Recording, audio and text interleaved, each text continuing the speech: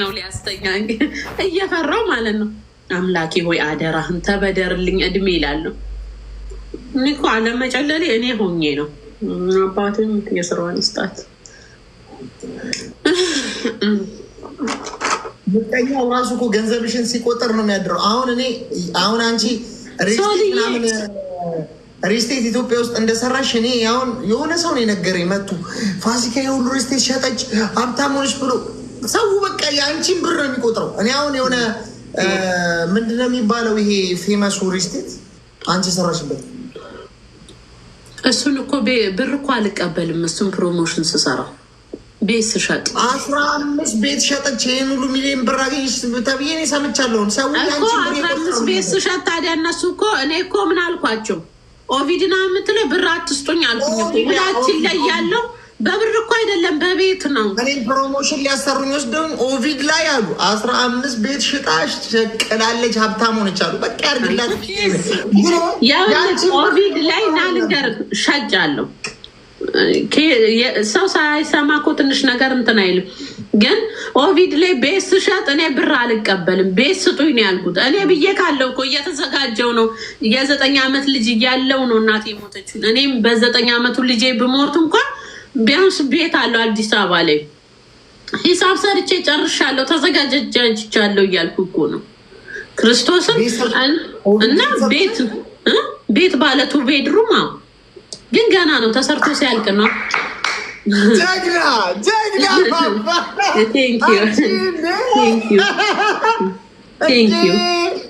እኔንም እንስት እንደሷ አሉኝ። እንደሷ እንስት በቃ ምናምን ሲሉኝ ምናምን እኔ ብር እንዳሰጡኝ አልኩኝ። ምን አልኩ? ቤት ልሽጥ እናንተ ቤት ስጡኝ አልኩኝ። ወደፊት ሁሉንም ነገር እንትን ብያለሁ። ብሞት እንኳን ማንም ሰው የኔን ንብረት ከልጅ ውጭ አይወርስም።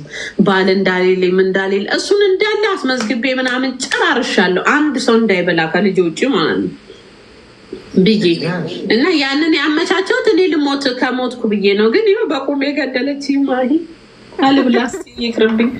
ሆዳም እያላችሁኝ ቤቱ ጋር ልብላ አርፌ እበላለሁ። ሰው እኮ የሰው ብር እየቆጠረ ነው የሚኖረው። በቃ ሰው ብር እየቆጠረ ይሄ ያገኘ እያለ ብር የለኝም ሆዴ ብር ሳይሆን ያ ኦቪዶች ለእኔ ውለታ ውለውልኝ ሆዴ ቪዲዮ እንዳቀዱኝ ለቅሜ ስበላ እና እኔ ለልጄ ነው የተዘጋጀሁት። ለልጄ ጥሩ እናትና ጎበዝ እናት ለመሆን እኔ እናቴ ስትሞት በ9 ዓመቴ የማንም ቤት ተሰቃይቼ ጎዳና እስከማደር የደረስኩት ቤት ቢኖራት እናቴ እዛ ውስጥ ጠለል ነበር። ግን እንደው ድንገት እንኳን ብሞት ብታመም አደራ አላችኋለሁ ልጄን እንዳተውት ብዬ። ግን ያው በቁሜ ሞቻለሁ። የእውነት በአካልም ልሙት አልሙት አላውቅም። ደስ እንዳለው እሱ ትክክል ነው። አቦ ልብላ ጋይስ ተውኝ፣ ልብላ ተውኝ። ወዳማ ትበሉኝ። እኔ በምግብ ነው ምን ነገር ምረሳው። አላረቅስም። እንቦዬ ሲመጣ ምግብ ስበላ ይመለሳል።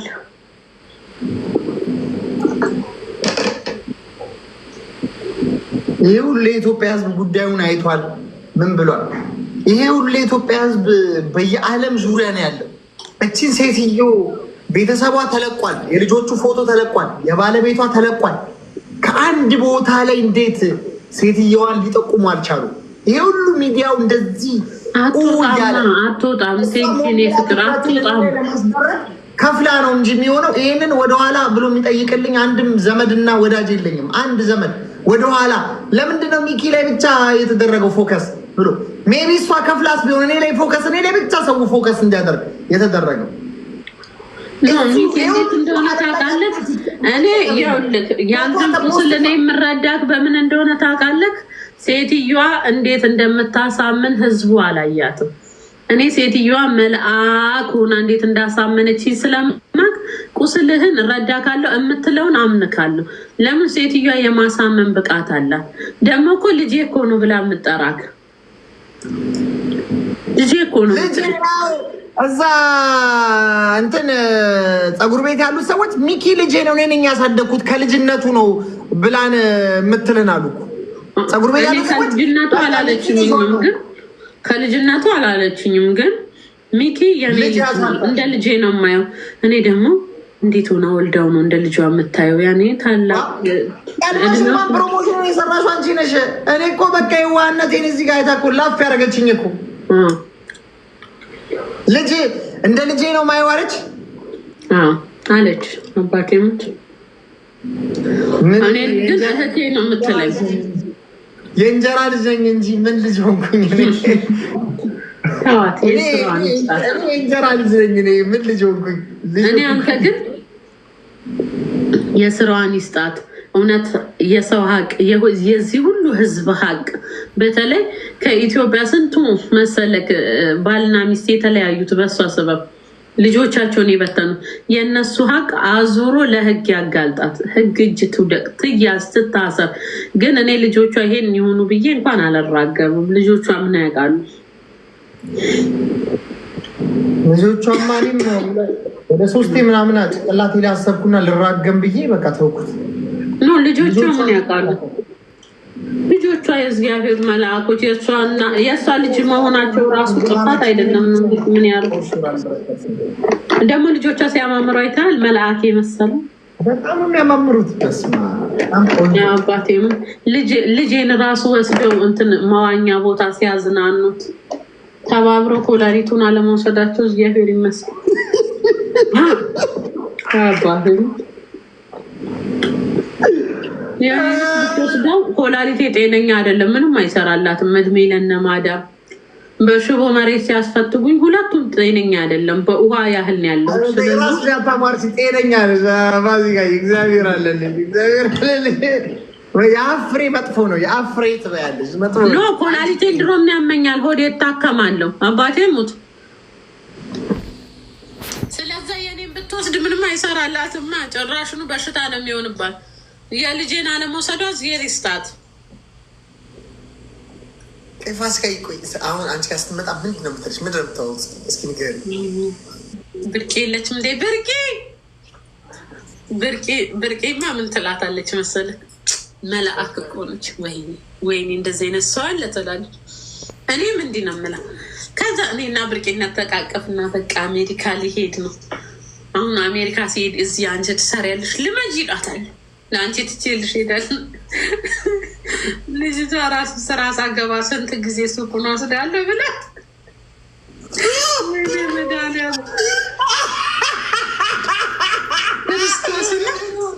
ብርቄ ማለት የ6 ዓመት ጓደኛዬ ናት እና ይህን ትወስጃለሽ ብያት ስራ ሳገባ ስራ ስትታ ስንት ወሯ ቤት ውስጥ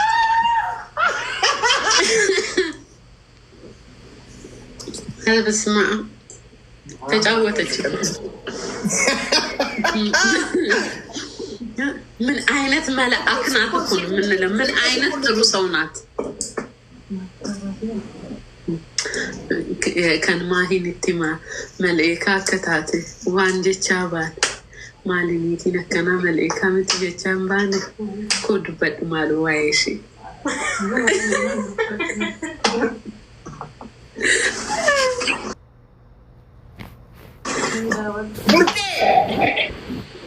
ብርቂ አቤት ጀይ ኮዱበድ እሺ ሙላት እንዱበድ ኮት አይመዱበት። እሷንም እኮ ደግሞ ስንት ዓመት በሙሉ ያጠራቀመችው ቆርቆሮ እስከታ 8000 ድራም እኮ ከሷም ተቀበለች። ለእኔ ሳትነግረኝ እንዳነግሪያት ብላ ከዛ እኔ ቅዳሜ እመጣለሁ ከዱባይ ቅዳሜ ሌሊት ሻርፕ 15 ወዮ ወዮ ወዮ ወዮ ትላለች። ለእኔ የምታረቅስ መስለኝ ብርቂት እያዲሲ በቃ ረቢ ፊድ የረባ ቢሱላ ቤጉዲታ ትለኛል። ክርስቶስን እኔ ያ ቆርቆሮን እኔ ስንቴና በድል ብያት እንዲ ያለችኝ። ቆርቆሮን ብትሞት አትነካውም። የወረቀቴ ነው የምትለው። ብትሞት ያንን ብር አትነካውም። ክርስቶስን እንዴት አድርጋ አሳምና ከእጇ እንደወሰደች ከዛ ቢያከናከነ ጉዳይ ኬጤኙ ኬሚስ እንጂ ብዬ እኔ ጮኩባት። ለምን ሳትነግሪኝ እስከ ዛሬ? ቤደቻ ዳነሲ ዴቢሰና እንጀት ያለች በእጥፍ መልስልሻለሁ።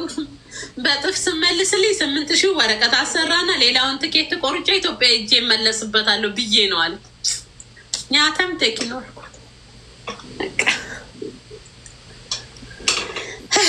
የእሷ ምን ተወርቶ ያልቃል? ኧረ በስመ አብ ወልድ። ኧረ ምን ተወርቶ ያልቃል? ኧረ ምን ተወርቶ ያልቃል? ኧረ ምን ተወርቶ ያልቃል?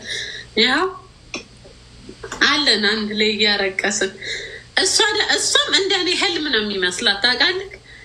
አንድ ላይ ሆነ ብርቅ ገርዱ ጉማ እንላለን። እውነት ነው ግን ብለን እናወራለን። ብርቂን እንኳን የታወቀቻት እዚህ እየመጣች ቤት ውስጥ ነው። እኔ ባሌለውበት ልጅሽን ወስጄ ላስናናው ስትለኝ ያው ሂጂ ቤት ነው ያለው ብያት፣ ያኔ ወንድምክ ብር ያስገባልኝ ጊዜ ማለት ነው። ያኔ እኔ ኢትዮጵያ ነበርኩኝ እንዳልከው ለኦቪድ ጉዳይ ሄጄ ማለት ነው። ለካ እሱ ስራ እየሰራሱ ብር ሲያስገባ እኮ እኔ የማውቀው ነገር የለም እኮ። ያኔ እኔ ብር እሷ ጋር ነበረኝ፣ የሀገር ብር ነበረኝ እሷ ጋር እና ለሆነ መሰረት እንትን ለሆነ ጉዳይ ብር ጎደለኝ።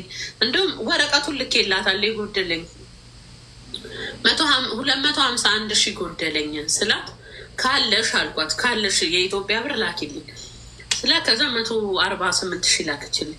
ከዛንስ እሱን ብር ደግሞ ይገርምካል ክርስቶስን ነው የምልህ እዛም ሳልከፍለው እኔ ከሌላ ሰው ተቀብዬ ከፈልኩት። እሷ ዘግይታ ነው የላከችልኝ። የላከችልኝም ለምን ሆነ ቁጭ ብዬ ቲክታክ እየጎረጎር አውሮፕላን አመለጠኝ ኤርፖርት ውስጥ። ከዛም በማግስቱ አዲስ ፕሌን ትኬት ገዛው በ100 ምናምን ሺህ ብር አውጥቼ። ያኔ ትኬት በጣም እሳት ነበር። የእሷ ብርም የሴጣን ብር እንትን መቆየት አልችልም፣ ግዴታ እዚህ ጉዳይ አለኝ ብዬ መጣሁ።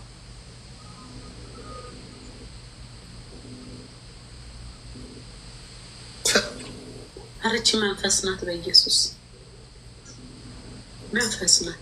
ግን እግዚአብሔር አንዳንድ ሳሪ አላበሻን ተዋውቃት ነበር የዛ ጊዜ የማስታወቂያው ጊዜ ማለት ነው። እሷንስ እግዚአብሔር እኮ የተፋት እኮ።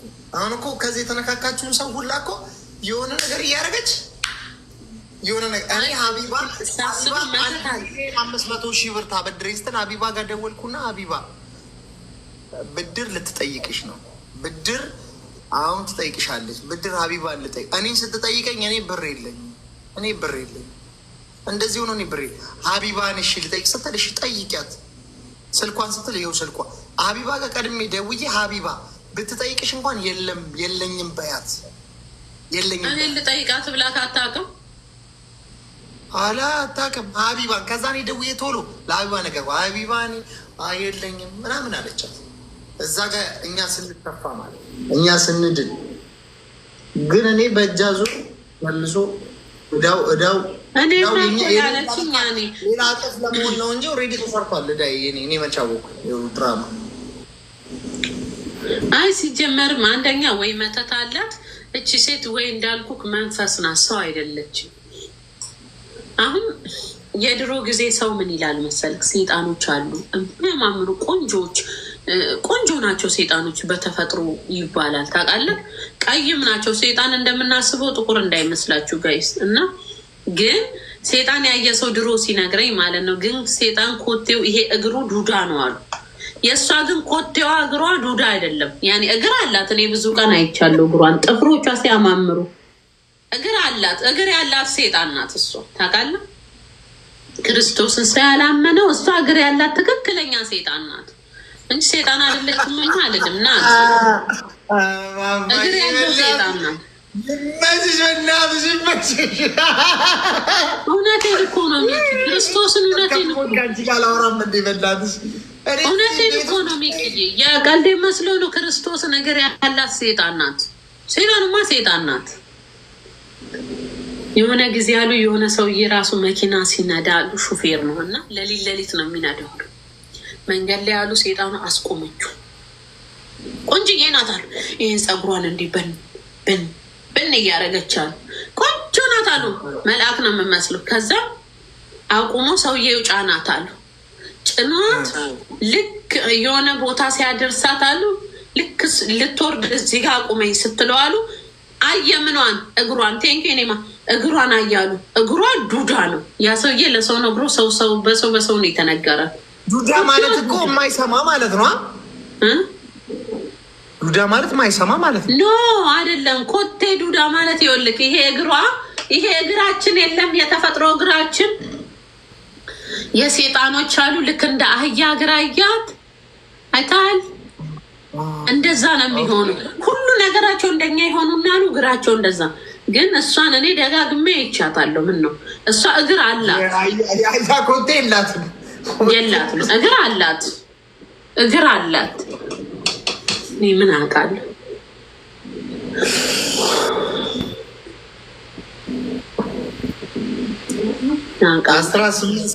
እግር አላት ኮቴ ያላት እግር አላት። ደግሞ የሆነ ፊልም ላይም አይቻለሁ። እንትን ሆሪያት ይባላሉ በአረብኛ። እነሱ ሰይጣን አይደሉም፣ ግን እንቧቸው ዳይመንድ የሚሆን ታውቃለህ? ባህር ውስጥ ብቻ የሚኖሩ ከባህር ውስጥ ሲወጡ እግር ይኖራቸዋል። ባህር ውሃ ሲነካቸው ግን እግራቸው ልክ እንደ አሳ ይሆናል። እንትን ናቸው እነዚህ ምንድን ነው የሚባሉት? ሆሪያ ነው የሚባሉት በአረብኛ። ሆሪያት ነው እንደዚህ።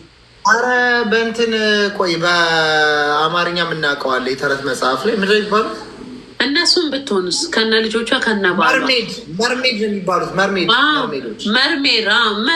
ነው። በርሜል ብትሆንስ በርሜል ይዋጣትና ብትሆንስ ከነ ባሏ ከነ ልጆቿ